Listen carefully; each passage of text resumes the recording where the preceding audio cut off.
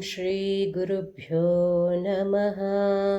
अथ पौराणिकदेवी सूक्तम्। नमो देव्यै महादेव्यै शिवायै सततं नमः। नमः प्रकृत्यै भद्रायै नियताः प्रणतास्मतां।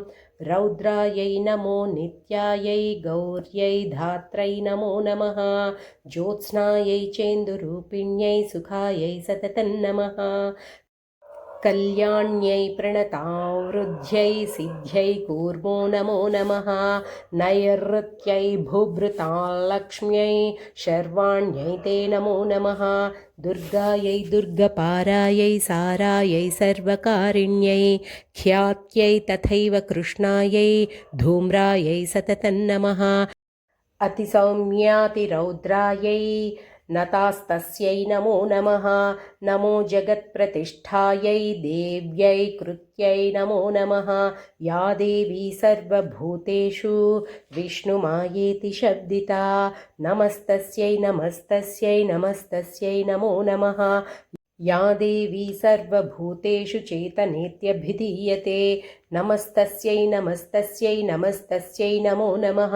या देवी सर्वभूतेषु बुद्धिरूपेण संस्थिता नमस्तस्यै नमस्तस्यै नमस्तस्यै नमो नमः।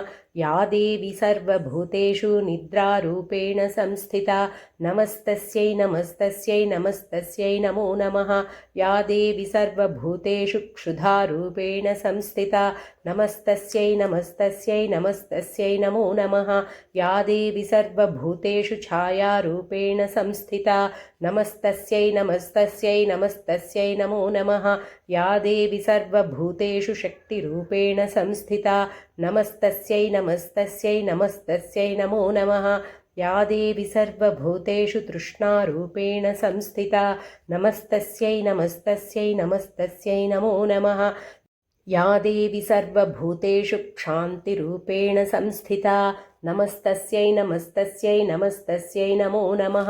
या देवी सर्वभूतेषु जातिरूपेण संस्थिता नमस्तस्यै नमस्तस्यै नमस्तस्यै नमो नमः। या देवी सर्वभूतेषु लज्जारूपेण संस्थिता नमस्तस्यै नमस्तस्यै नमस्तस्यै नमो नमः। या देवी सर्वभूतेषु शान्तिरूपेण संस्थिता नमस्तस्यै नमस्तस्यै नमस्तस्यै नमो नमः। या देवी सर्वभूतेषु श्रद्धारूपेण संस्थिता नमस्तस्यै नमस्तस्यै नमस्तस्यै नमो नमः। या देवी सर्वभूतेषु कान्तिरूपेण संस्थिता नमस्तस्यै नमस्तस्यै नमस्तस्यै नमो नमः। या देवी सर्वभूतेषु लक्ष्मीरूपेण संस्थिता नमस्तस्यै नमस्तस्यै नमस्तस्यै नमो नमः।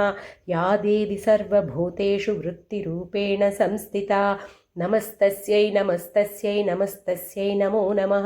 या देवी सर्वभूतेषु स्मृतिरूपेण संस्थिता नमस्तस्यै नमस्तस्यै नमस्तस्यै नमो नमः। या देवी सर्वभूतेषु दयारूपेण संस्थिता नमस्तस्यै नमस्तस्यै नमस्तस्यै नमो नमः। या देवी सर्वभूतेषु तुष्टिरूपेण संस्थिता नमस्तस्यै नमस्तस्यै नमस्तस्यै नमो नमः।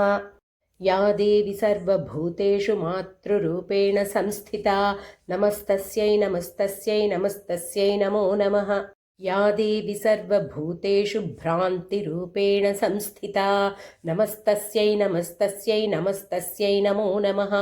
इन्द्रियाणामधिष्ठात्री भूतानां चाखिलेषु या भूतेषु सततं तस्यै व्याप्तिदेव्यै नमो नमः।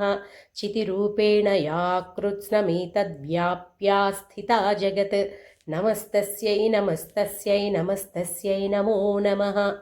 स्तुता पुरैः पूर्वमभीष्टसंश्रयात् तथा सुरेन्द्रेण दिनेषु सेविता करोतु सा नः शुभहेतुरीश्वरी शुभानि भद्राण्यभिहन्तु चापदः।